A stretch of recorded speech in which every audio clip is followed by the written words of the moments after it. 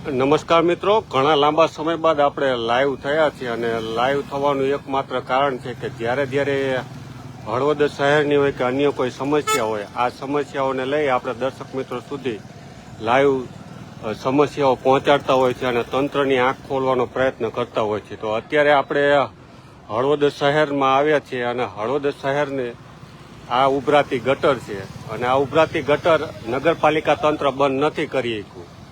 ઘણા લાંબા સમયથી અહીંયા ગટરનું પાણી ઉભરાય છે અને લોકો આમાંથી જ પસાર થાય છે, તમે જે પ્રકારે જુઓ છો. અને અહીંયાથી દરરોજના હજારો વાહનો પસાર થતા હોય, કારણ કે મુખ્ય માર્ગ છે અને આ મુખ્ય માર્ગમાંથી આ રીતે જ લોકો પસાર થાય છે.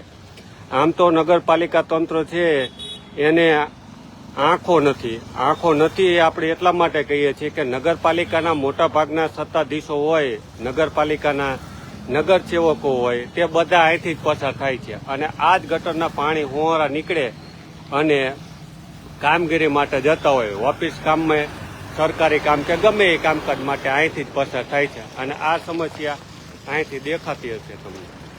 અને ઘણા લાંબા સમયથી આ ગટરના પાણી અહીંયા ઉભરાય છે અને પાણી હજી સુધી બંધ નથી થઈ. આપણે લગભગ છેલ્લા 2-3 મહિનાથી આ સતત વિડીયો બનાવી રહ્યા છે, પરંતુ નગરપાલિકા તંત્ર છે તેમને કદાચ આ નહીં દેખાતું હોય, કારણ કે એમને કદાચ કાળા કાચ હશે અને આ કાળા કાચમાં એમને ન દેખાતું હોય. આ ઉપપ્રમુખની ગાડી નીકળી, જોઈ લ્યો. આ ગટરના પાણી હુંરી જઈ. ઉપપ્રમુખ નહોતા પણ ઉપપ્રમુખની ગાડી હતી. હવે તમે જોઈ લ્યો કે આ ગટરના પાણી હુંરી ઉપપ્રમુખની ગાડી ગઈ. હવે એમને કદાચ દેખાય તો ભલે. આ બધું વર્ષોથી સમસ્યા છે અને ખાસ તો આ ગટરના પાણી છે ને એ આપણે પ્રવાસીઓ અહીંયા નીકળે તો આપણે હળવદની આન બાન અને શાન કહીએ સામતસર તળાવ, તો આ સામતસર તળાવમાં ભળે છે અને આપણે કોઈ પ્રવાસીઓ આવે તો એને દેખાડવા જઈએ આ અમારું તળાવ છે અને આ તળાવમાં આપણે ગટરના પાણી ભળે છે અને એનેથી દુર્ગંધ પણ એટલી આવે છે. એટલે ખાસ તો આપણે અહીંયા બતાવવા માટે આવ્યા છીએ શું સમસ્યા છે.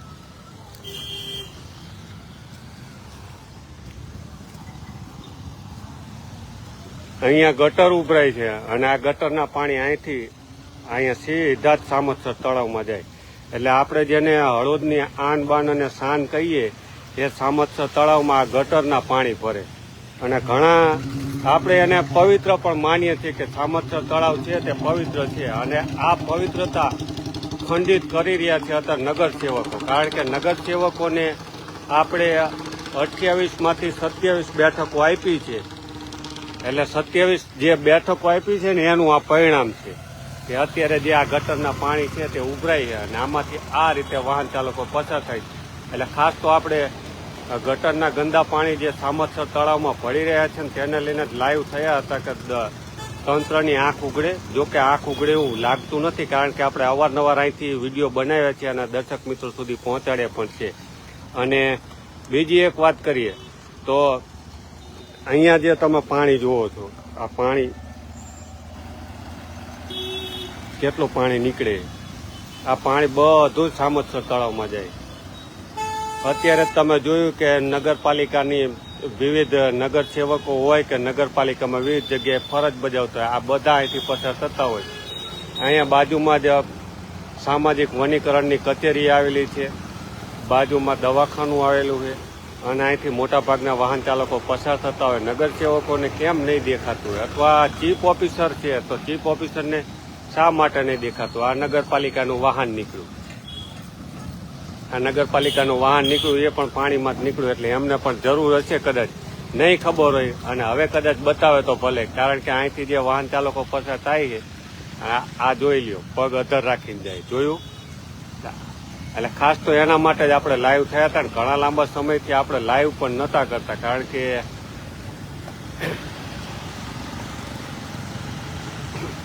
લાઈવ કરી અને પછી તંત્રનું ધ્યાન દોરે એથી એની જાતે ધ્યાનમાં આવે છે કે કેમ, પરંતુ તંત્રને કાન ન મરોડો ત્યાં સુધી નહીં દેખાતો. આ જોઈ લો કઈ રીતે ગટરના પાણીમાંથી નીકળે. આ કદાચ નગરસેવકને કે નગરપાલિકાના ચીફ ઓફિસરને દેખાય તો ભલે. આ જે પાણી ગટરના ગંદા પાણીમાંથી ચાલીને જાય તો આમાં ચામડીના રોગ થાય કે કેમ એ કદાચ તંત્રને નહીં ખબર હોય. એટલે ખાસ તો નગરપાલિકા તંત્ર જાગે અને આ જે ગટરના પાણી છે ને એ અહીંથી સીધા આ ગટરમાં થઈ અને સામતસર તળાવમાં જાય છે. જે સામતસર તળાવમાં થોડા સમય પહેલા મેં સમાચાર સાંભળ્યા હતા કે થોડાક માછલીઓની મોત થયા છે. એટલે કદાચ આવા કેમિકલયુક્ત દૂષિત પાણી જતા હોય અને તેને લઈને પણ માછલીના મોત થયા હોઈ શકે, એવું પણ બની શકે. એટલે થોડીક દયા મનુષ્ય ઉપર રાખો અને જીવ ઉપર પણ રાખો. અત્યારે તમે જે જુઓ છો કે ગટરના ગંદા પાણી હોરા કઈ રીતે લોકો પસાર થાય છે અને આ પસાર થાય છે તો એમને શું તકલીફ નહીં પડતી હોય? તમને કદાચ એસી ચેમ્બરમાં કે એસી ગાડીમાં ફરતા હોય કદાચ ન દેખાતો, પણ નગરજનોની સમસ્યા સામું જુઓ કે એ રીતે પસાર થાય છે ને શું કરે છે. એટલે સરા રોડ છે અને સરા રોડ ઉપરથી અહીંયા ગટર ઉભરાય છે અને છેલ્લા કેટલાય દિવસોથી ઉભરાય છે. અને અત્યારે તમે જુઓ છો કે કઈ રીતે વાહન ચાલકો પસાર થાય છે. અને ખાસ તો આ સામતસર તળાવમાં અહીંયાથી આ પાણી જાય, આ તળાવમાં પડે ને એ પાણી આપણે પવિત્ર ગણીએ અને આ પવિત્ર પાણીને આ સત્તાધીશો અપવિત્ર કરી રહ્યા છે.